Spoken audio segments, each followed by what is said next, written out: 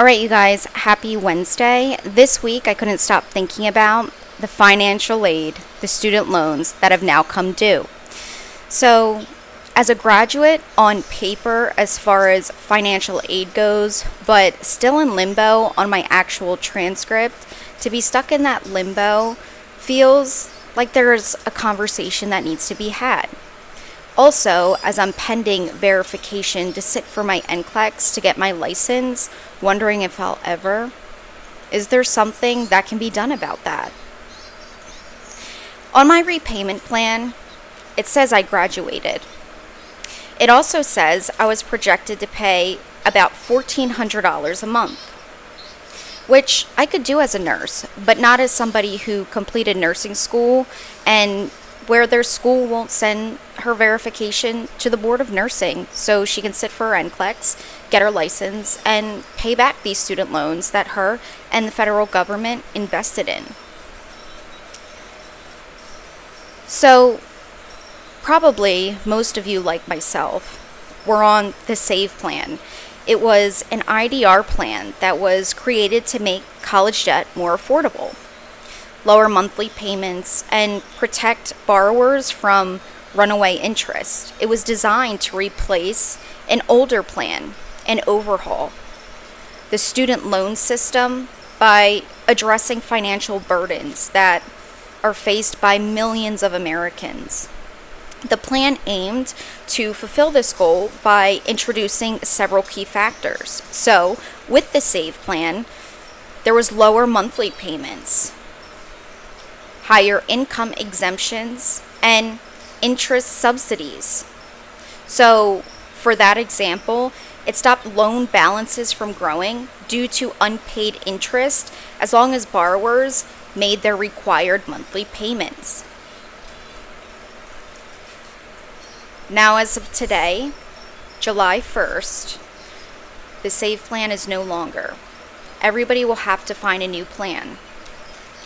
On the U.S. Department of Education's website, it talks about the next steps for borrowers who were enrolled in the unlawful SAVE plan.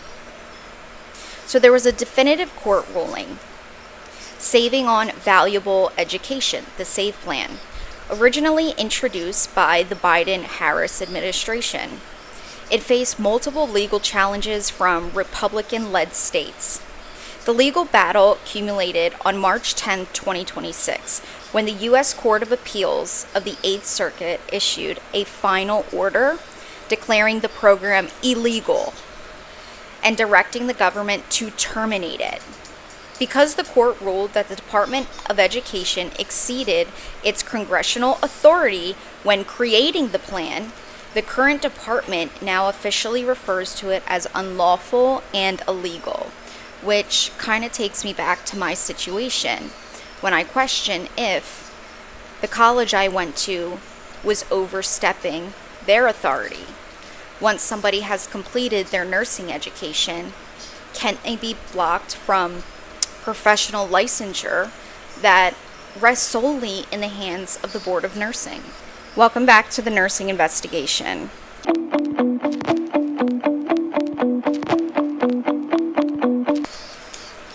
To understand why loan borrowers are struggling now, I think it's helpful to look at the income-driven repayment plan as a broad category. This now, no longer SAVE plan, was simply one type of IDR payment plan. What does this mean for us?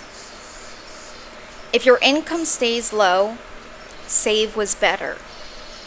So for people like you and me who have a completed nursing education but are unable to sit for their NCLEX due to an exit exam, this is going to affect us dearly. Under the SAVE plan, our balance would have stayed frozen at exactly the tuition you paid, you owed, whatever your balance was. Because of the 100% interest waiver, your debt would never grow a single penny, even if you made zero payments of $0. Under the now IBR plan, your balance will grow every single month. So I started researching what are my options, and I came across borrower's defense, which we'll get into later and next week.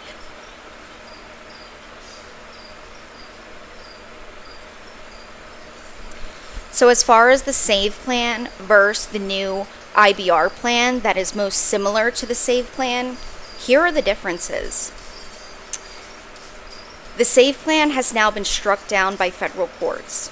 The IBR plan, the new plan that most Americans will probably fall into, is now written into federal law. So you have to pick a new plan or one will be picked for you. Either way, your balance is going to grow. With the SAVE plan, there was an exemption of 225% of the poverty line, higher protection. With the IBR plan now, the exemption is 150% of the poverty line, which equals less protection. On the SAVE plan, you are looking at 5 to 10% of discretionary income.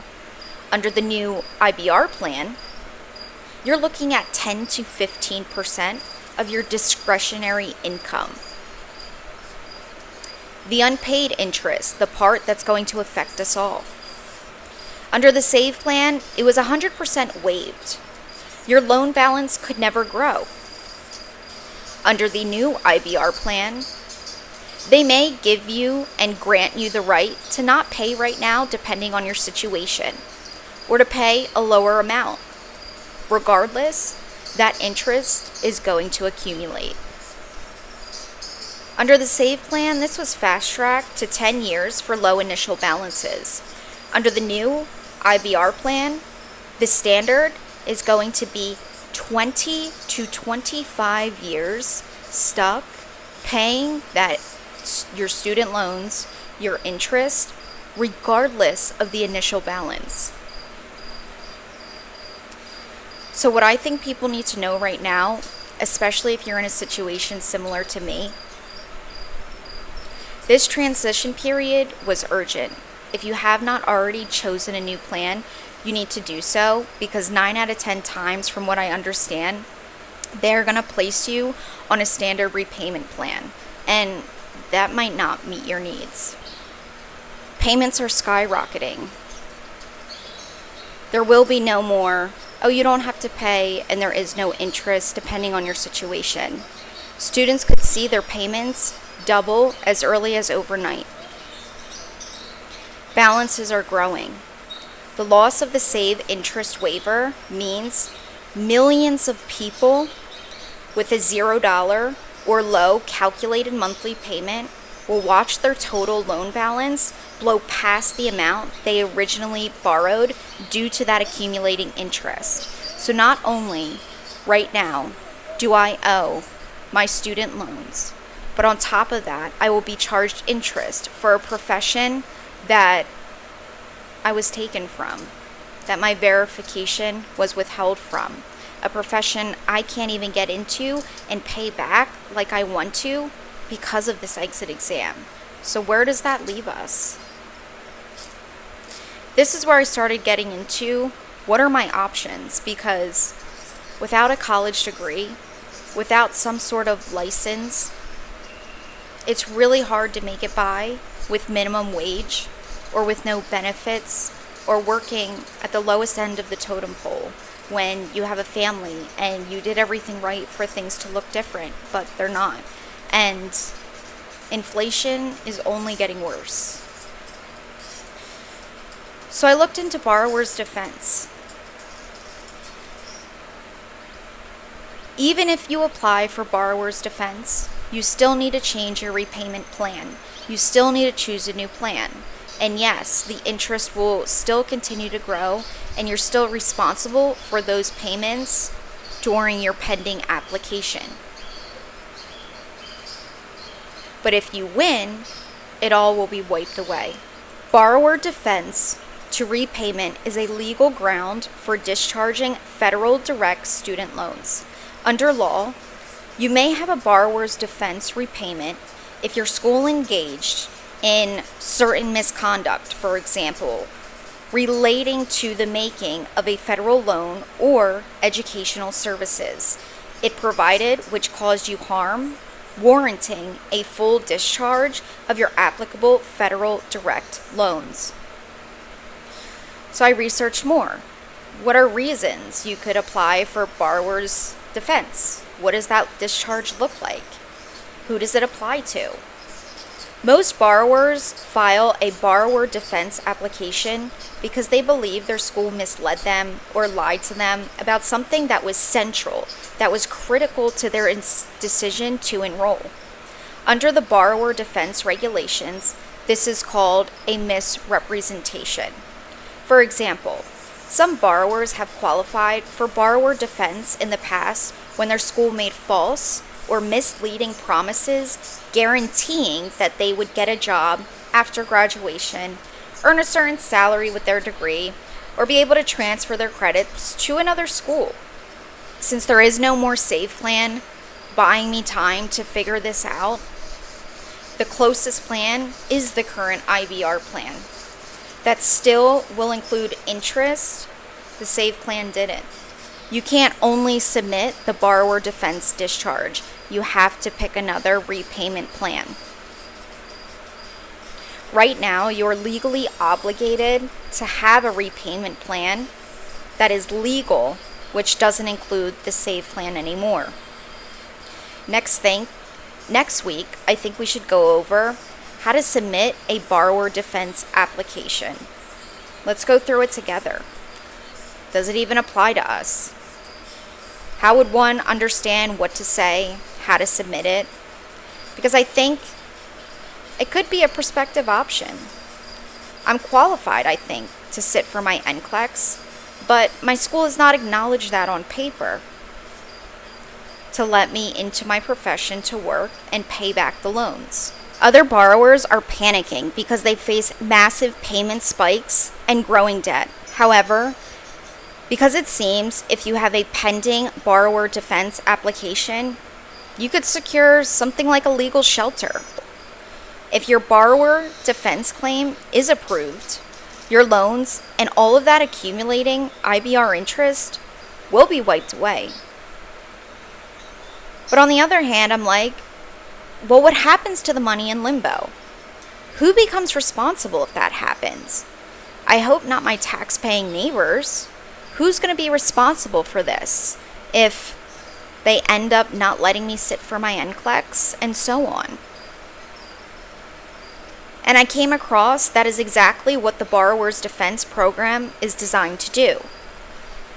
The school is legally obligated to pay the government back if your application is approved. But this happens behind the scenes through a completely separate legal battle between the government and the school.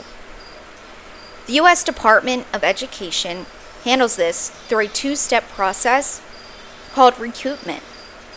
In my observation and understandings and research, when you submit a borrower's defense application, you're legally telling the government or the Department of Education, my school defrauded me, they lied to me, they broke the law, I was misled, I didn't get what I paid for, etc.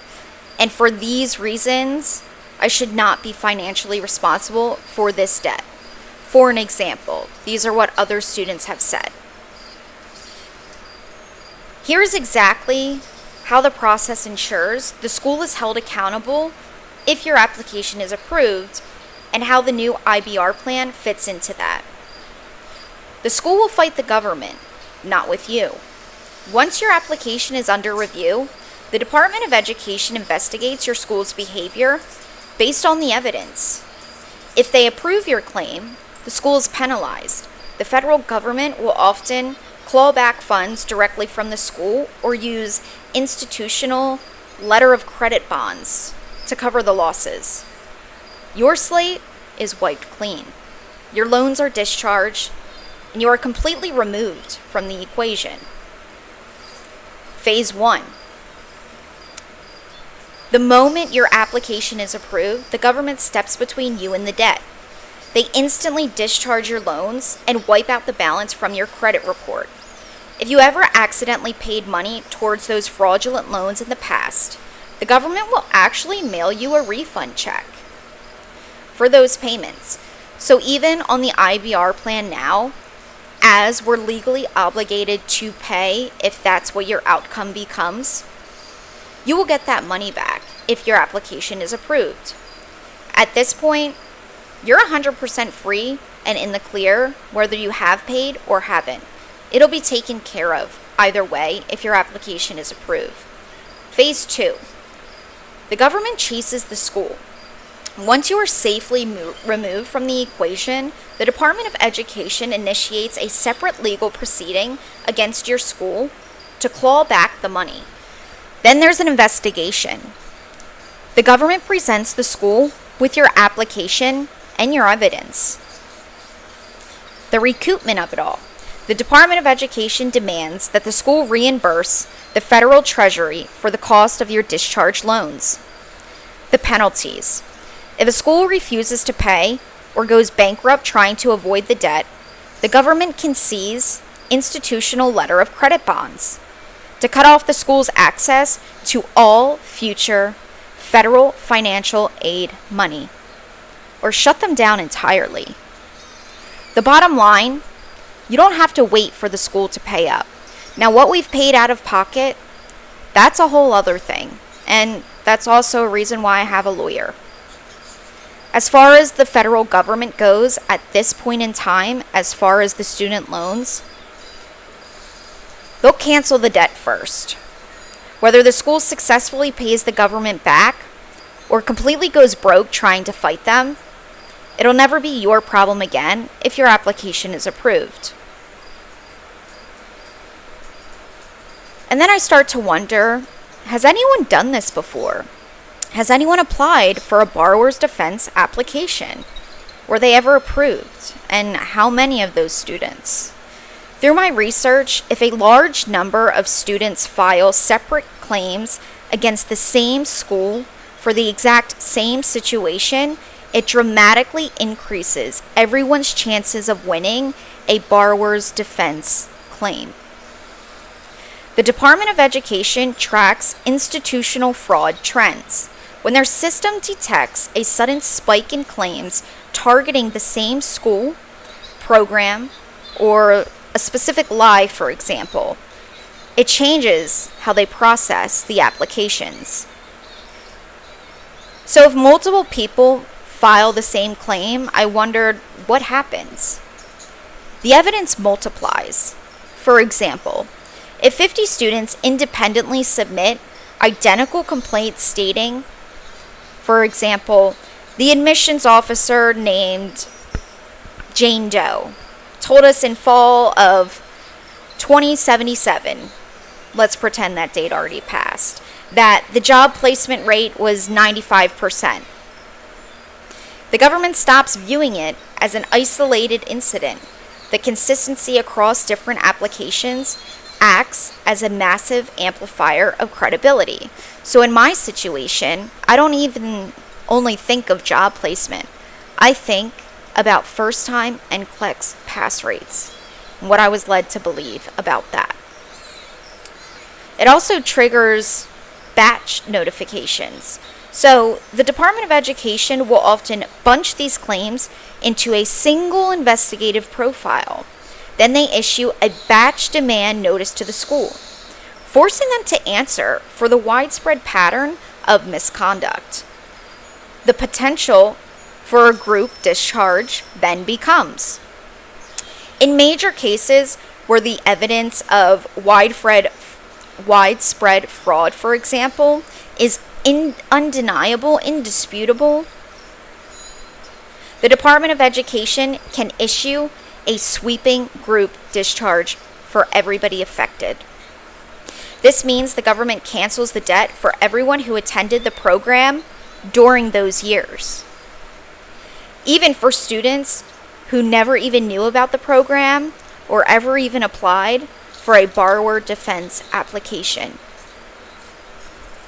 Under the 2023 regulation, we have 3 years to make a decision on your application after receiving it and determining that it is materially complete, says the U.S. Department of Education.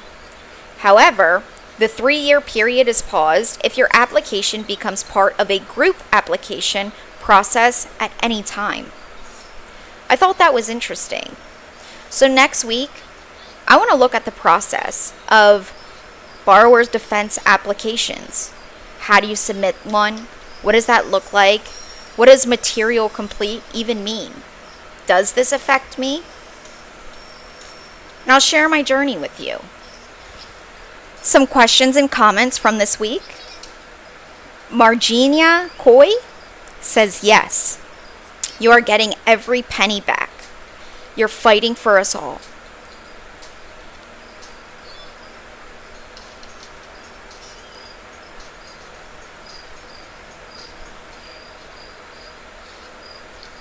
It's Pilly LVN says, as someone who had the most classmates score a level 1 in most of the ATI proctored exams, we all passed NCLEX on the first try.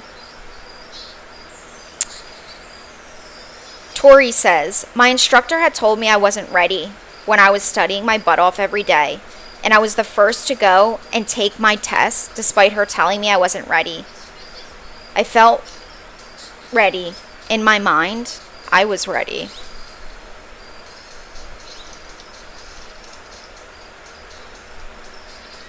User 4331836588991 says, it's because of how nursing schools are governed. If less than 80% of their class passes the NCLEX, the school can lose its accreditation. This is naturally what makes the school in a defensive position, making you prove you can pass the NCLEX before taking it. I think a better system would be not taking the school's accreditation, but maybe limiting the access to federal student loans when attending their program. And I said, well, if that happens by letting all qualified take the NCLEX, reflect authentic numbers, wouldn't that be the right thing to do? To me, it looks like smoke and mirrors, getting by at the cost of others. These are things I ask myself. These are things I question. Jennifer Taylor says, access to the NCLEX needs to be taken out of the hands of the schools completely. If you pass school, then you are given a certificate of completion, period, that can then be used to sign up for NCLEX. Or figure out something, because all of this is ridiculous. And I certainly agree, Jennifer. The Legal NP says, rooting for you, friend. And I so appreciate this support. I said, I'll see you at the finish line.